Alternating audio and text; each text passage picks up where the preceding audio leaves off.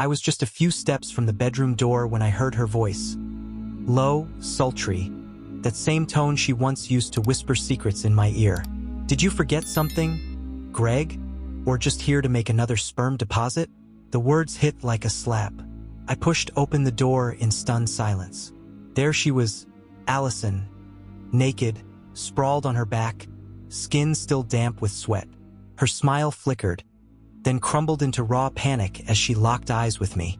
"Oh, Brian, I'm so sorry," she choked out, half screaming, fumbling to cover herself. But I didn't scream. I didn't cry.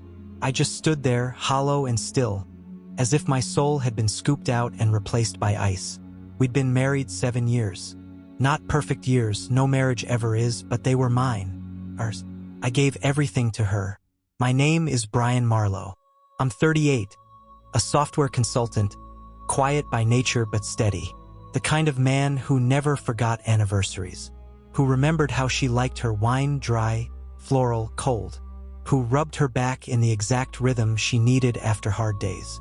Her name is Allison, 35, charismatic in a way that felt effortless like gravity. People smiled wider around her. She could charm a stranger in an elevator with nothing but a look. We were different, but it worked, or I thought it did. Things began to shift in month 4 of her job at Altura Design, a boutique agency full of late nights and blurred weekends. That's when she started talking about Greg. "Greg said this. Greg totally gets it." First, I brushed it off. I'd met Greg Whitmore once. Mid-40s, tall, silver hair, polished to the point of being slick. Creative director, the kind of man who shook my hand without really seeing me. But the way her voice softened around his name, it stuck in my gut like a splinter. The signs came quiet, like dust collecting in corners. A second charger in her purse. Cologne that wasn't mine. Her phone, suddenly locked, always tilted away. Laughter behind doors that didn't open when I knocked. I told myself stories to keep from drowning, because when you love someone that much, denial becomes survival. That weekend, I came home early. No warning. Just a small surprise, her favorite breakfast from the bakery downtown. I remember the jingle of my keys, the silence inside, and then her voice, that teasing tone I hadn't heard in months, laced with betrayal. Something in me snapped. I dropped the bag on the counter, climbed the stairs in silence. Each step deliberate, breath held like a loaded gun. The door was ajar, and what I saw, it branded itself into my mind, sharp as fire. Allison, exposed, relaxed, like she expected him to return at any moment. When she noticed me, her face twisted in horror. "Brian, I'm so sorry," she gasped, knocking over a lamp in her scramble to hide. Her voice cracked, but I didn't move, didn't speak. I just stared, and in that stillness, something cold bloomed inside me. Not rage, something quieter, meaner. Some men cry, some men beg. Me? A plan. They wouldn't forget what they did. None of them. That night, she tried to explain. Teary, trembling. "It was a mistake, Brian. Just a stupid, drunken thing. It didn't mean anything." Lies always come dressed as excuses. But I knew better. I saw what I saw. I didn't sleep in the bed, though I could have. It was mine after all. Instead, I lay on the couch, staring at the ceiling fan's slow, hypnotic spin. I wanted to feel it, the sting, the ruin.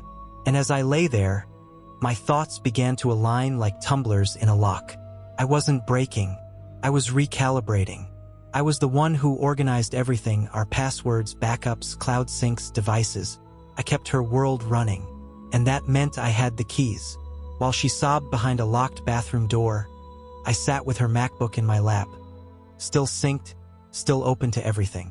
Work and personal, including her private folder, mood board personal.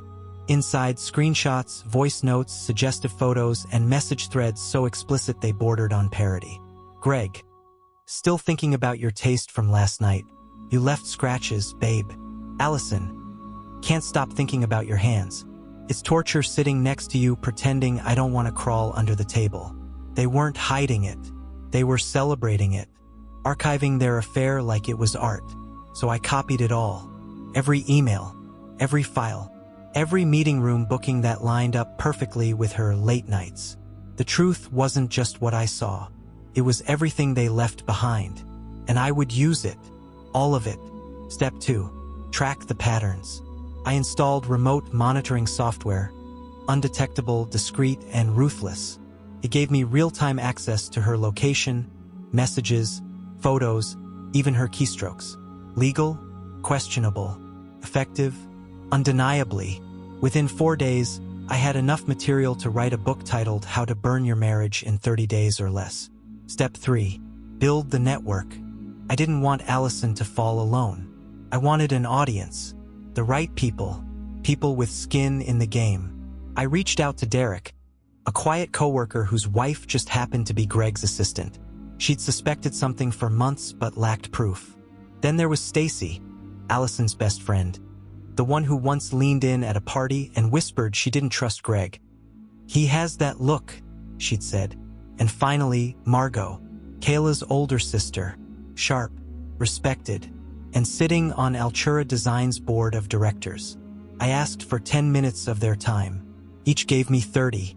By week's end, I had a complete digital timeline. Footage of Allison slipping into Greg's car after hours, explicit messages, voice notes, meeting invites that lined up a little too perfectly with her late nights. I compiled it all, then created an anonymous package for Altura's board. Inside, a USB drive marked confidential, internal review only, a summary of events, an offer to remain anonymous, and a single line at the end. "This isn't a scandal. It's a mirror. Look into it carefully." Allison had no idea. She thought I was grieving, healing, wandering around in some fog of heartbreak while she did downward dog and sipped chai lattes topped with denial. She didn't know I'd already filed for divorce, citing misconduct under our prenup's infidelity clause. She didn't know it meant she'd walk away with nothing. She didn't know about Greg's contract either. The morality clause buried in the fine print. The one that snapped to life when HR received verified complaints. But she would. Very soon. Public secrets. Private collapse. The package landed on Altura's boardroom table that Tuesday. By lunch, whispers stirred the halls. At 2 p.m., Greg was summoned into an unscheduled compliance meeting. 3:07, Allison texted me. "Babe, something weird's going on at work." HR pulled Greg in. "People are acting off. Have you said anything?" "Babe." The word once curled around love. Now it tasted like rust. I didn't respond. At 5:42 p.m., she walked in the front door, heels clicking on the hardwood, lips trembling. "All the directors were in the boardroom," she said, her voice a breath from breaking. "They had screenshots, Brian. Emails I thought were gone. Still, I said nothing. They showed me footage. Greg and me, in the back conference room." Her voice cracked. "They said I violated policy. They're doing a full review." Then a whisper. "I think I'm going to be fired." I looked up slowly. Calm. Final. "I hope they do it in front of everyone. That way you finally get the attention you worked so hard for." Her knees buckled. "Brian." "No," I stood. "You don't get to say my name anymore." The fall of Greg Whitmore. By Friday, Greg was gone. Terminated. Altura issued a sterile email, citing unprofessional conduct and policy violations. But behind closed doors, the damage ran deeper. The board discovered Greg had manipulated at least 2 junior designers, both under review during their promotions. He wasn't just inappropriate. He was predatory. HR's report was a scalpel. Sharp, precise, legal, and final. Greg didn't just lose his job, he lost his entire career. In a field like design, reputation is currency. And his was now radioactive. He became untouchable. His name, a quiet stain in whispered conversations. Last I heard, he moved in with his sister. His wife had taken their kids and left weeks earlier. Turns out I wasn't the only husband betrayed. Allison's reckoning. Her termination came the following week.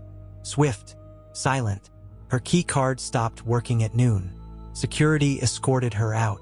She came home in tears, mascara streaking her cheeks, voice thick with disbelief. I gave everything to that company. One mistake, and they threw me out like trash. I met her gaze cold and even. You didn't make a mistake, Allison. You made a choice. Again and again. She reached for me. I stepped back. Don't. You don't get to touch me anymore. She collapsed into sobs. Please, we can fix this. I'll quit drinking. Go to therapy. I'll do anything. Just don't give up on us.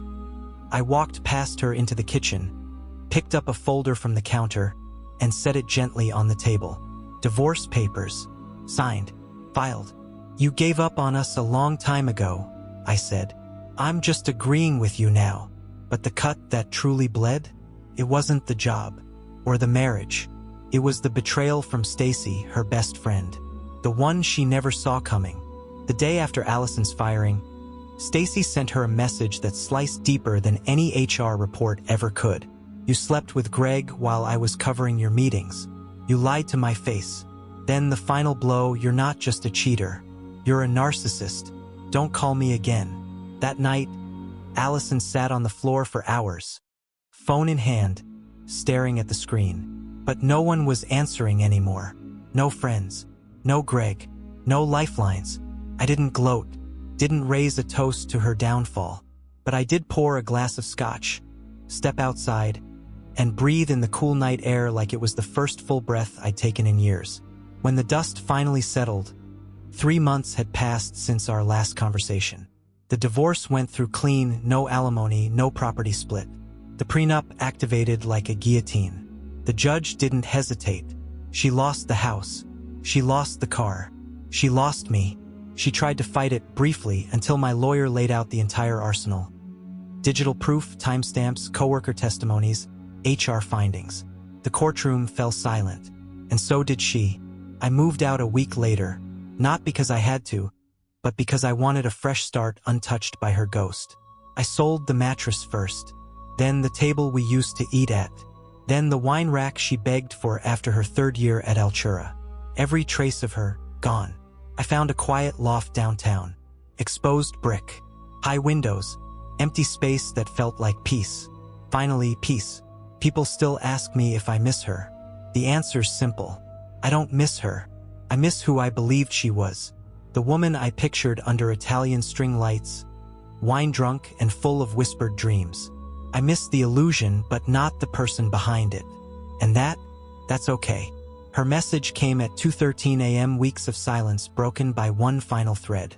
I know you'll never forgive me, but I still think about what I did every night. I destroyed the only good thing I ever had. I'm sorry. For real this time. I stared at the screen. There was a time I might have answered, might have offered comfort, closure. But here's the truth. Closure isn't something you're given. It's something you carve out of grief and rage and silence. You build it from sleepless nights and truths you never said aloud. So I turned off my phone and went back to sleep, because peace doesn't shout. It doesn't need applause. Peace whispers. It walks beside you in the quiet. It gives you mornings back. Coffee without bitterness, laughter without guilt. And it is, without question, the most dangerous kind of revenge. Because it means you healed without becoming what hurt you. One quiet Saturday, I wandered through an unfamiliar part of the city, past art galleries, flower shops, a couple laughing over shared pastries. And I smiled, not because I'd moved on, not because I'd forgotten, but because I'd survived. And in surviving, I became someone stronger. Final words? She'll remember, every single day, when she sees couples holding hands, when someone asks why she lives with her sister instead of her husband, when she scrolls through old photos that used to mean something, she will remember. And me? I'll never look back. Was it justice? Was it too far? You tell me. Drop your thoughts in the comments. If you crave more stories like this, real, raw, and ruthless, hit that subscribe button and smash the like. Every click, every share, keeps these stories alive. Thanks for being here. You're the reason we keep going.